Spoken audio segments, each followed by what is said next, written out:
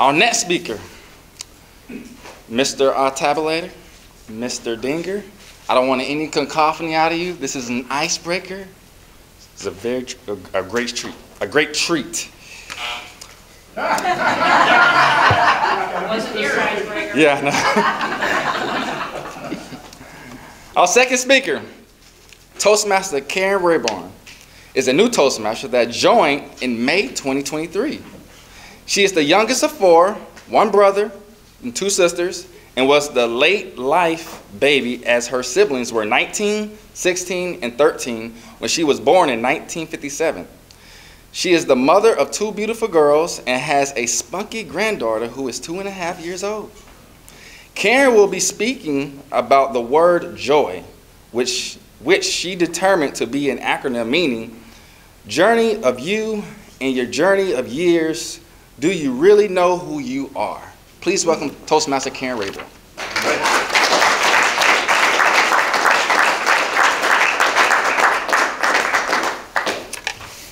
So good morning, distinguished Toastmasters, and guests.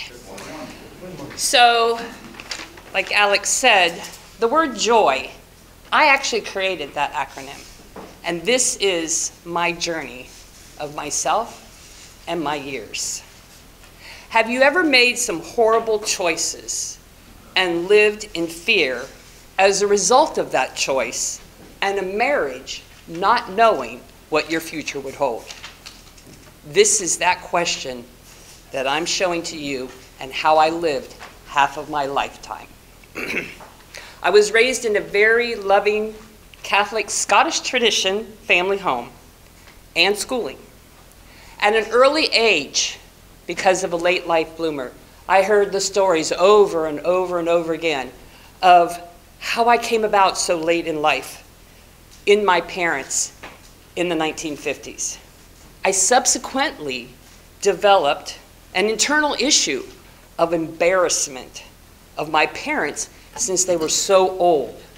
The kids in school assumed that my parents were my grandparents. They made fun and teased me tremendously. Today it's called bullying. In addition to me being a late bloomer, this was devastating as a young girl and well into my 20s. I developed a sense of not only embarrassment, but insecurity, lack of self-confidence. I turned myself inward and began stuffing all of my feelings. Fast forward to the day that I met the love of my life and the fairy tale of my dreams. At 28 years old, we were married in 1986, but it wasn't a fairy tale marriage. He too had hidden things that he stuffed as a result of me noticing that he had a quick temper, that he was an unhappy person, that he hated his job, and he began drinking. And subsequently, my abuse began. Physical, mental, emotional, and sexual. This escalated in the early years of our marriage, and with having two daughters, I was stuck. Remember, I was raised in a Catholic religion and in a generation where you don't air your dirty laundry, where people don't know what goes on behind closed doors. I lived this marriage for 30 years. During this time of marriage, I began to wear so many more masks than I ever had, and to stuff everything that was going on in my life. I needed to do something to feel good about myself, and I made a horrific, terrible choice. I began embezzling money from a former employer. Subsequently, this resulted in my arrest in 2007, and I was charged with 2 felonies in addition to attempting suicide. I was out on bond for 2 years. I tried to settle out of court, but my victim would not hear of that. I was used as an example. I was sentenced to 6 years in prison, which began in April of 2009. I was released in May of 2014. I've been home 9 years.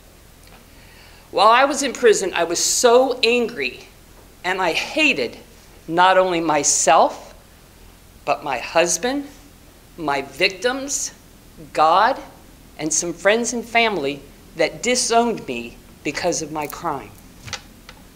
3 years into my sentence, I finally made the decision to stop punishing myself and forgiving myself and others, and spent the last 2 years in prison, and still to this day, peeling off the layers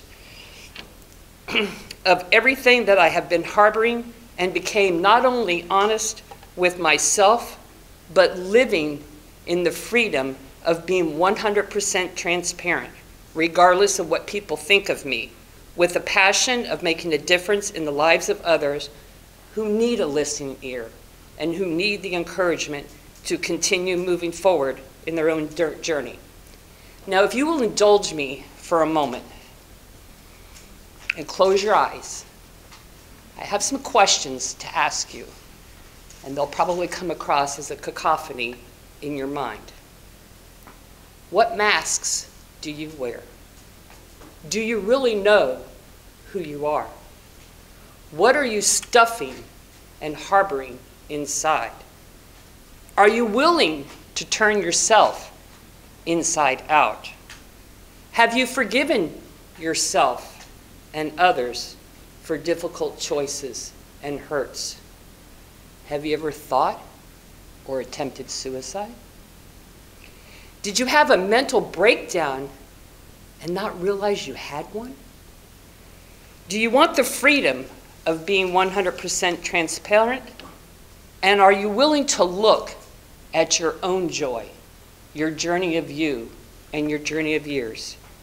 The journey of you is yours alone, no carbon copy, no one walking in your shoes, but having the willingness to look into yourself to discover your joy and how your joy may help someone else who has no one to turn to. I wish I had that person all those years ago, and now I am that person making a difference. Thank you.